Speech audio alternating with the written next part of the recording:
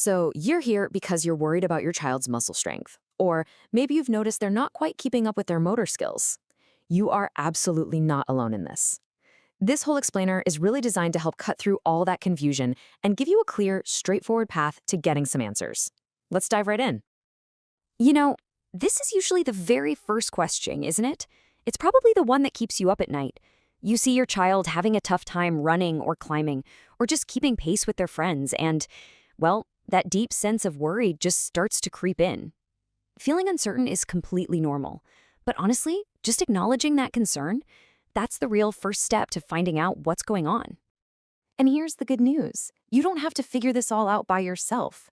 There really is a structured path that can take you from that feeling of worry to a place of clarity and, most importantly, to having a real plan in your hands. Okay, so let's start exactly where you are right now, with that first little inkling, that observation that something just might be different with your child. Maybe it's just the unique way they get up from the floor, or maybe it seems like they get tired out so much faster than other kids their age. These aren't just vague feelings, they are real, concrete things that you're seeing. And recognizing them is the first, and I mean crucial step on this journey. So now let's try to put a name to some of these concerns. All right, let's explore what these signs could potentially mean.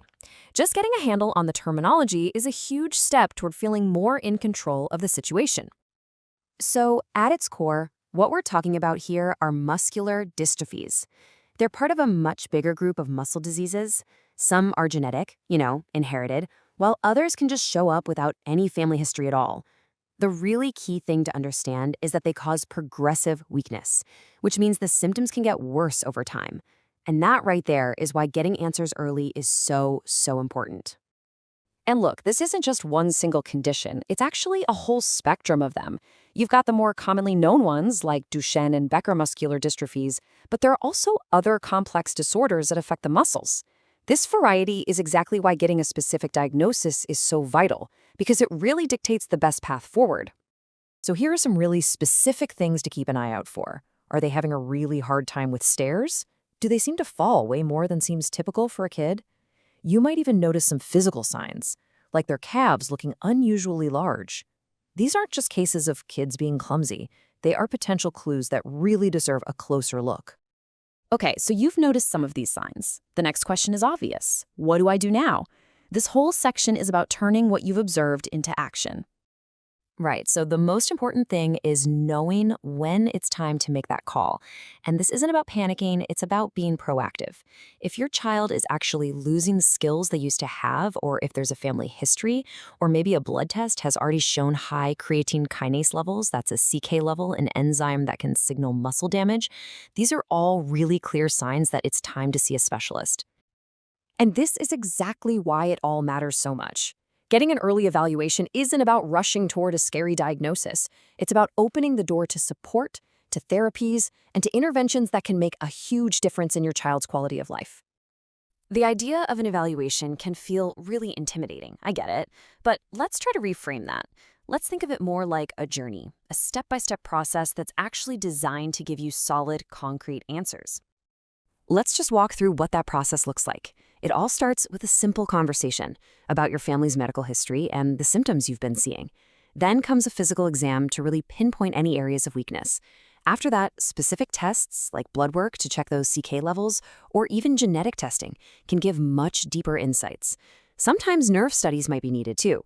And all of this leads to the final step, a diagnosis and a clear plan. And that's really the ultimate goal here.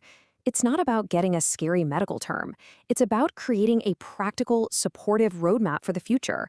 This is a plan built specifically around your child and your family, and it can involve everything from physical therapy to working with other specialists like cardiologists or pulmonologists if that's what's needed. So for this last part, let's tackle some of the biggest, most common questions that naturally come up once you have that roadmap. This is often the very first and, frankly, the hardest question a parent has to ask. And you absolutely deserve a direct, honest answer. The honest answer is not yet. But that is definitely not the end of the story. Medical science is moving forward all the time, and the things we can do right now with different therapies and proactive care can truly slow down the progression of the disease and help support a full, active, and happy life. This is another huge fear, of course. It's tied directly to your child's future, their mobility, and their independence. Well, the truth is, it really depends on the specific type of muscle disease. For some kids, a wheelchair might become a necessary tool to help them get around, but for many others, it might not be necessary at all. The key here is proactive planning and just focusing on what your child needs to thrive, whatever that looks like. I really want to leave you with this thought.